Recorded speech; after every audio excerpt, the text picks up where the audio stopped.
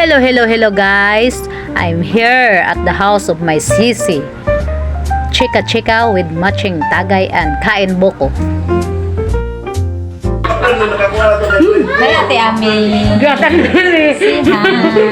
Gatan Oo, kahit ano lang, ilang subscriber lang. Say hi. Siya no? Sayang.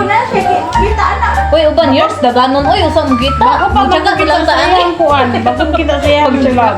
Nami man siya madakod. Ito na nga guys ha. Chika kami about sa mga idol namin sa vlogger. Kasi gusto din namin maging vlogger guys. Paano kaya guys?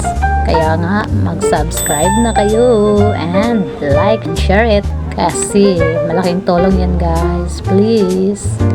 And kain muna ako ng buko guys. Kasi parang na-inspired talaga kami sa mga vlogger na from rag storage. Ganun talaga, mas madami ang vlogger na nag-success. Kaya ito, try din kami. Kain tayo guys. Say hi no, to my vlog. MG, say hi to my vlog. Hi. Yara. Clyde, say hi to my vlog. Clyde, say hi to my vlog. Guys, andito ako sa loob ng bahay ng sisi ko guys. Ang laki ng bahay nila guys. Oh, look. Guys, andito na naman kami guys. Tawanan, chikahan, kwentuhan ng kung ano-ano. Paano manghuli ng pisong ginansya guys. Ayan, pinlex pa yung MP. Maganda mo na kami guys kay medyo haggard na kami talaga kami. Lalo na sa gabi.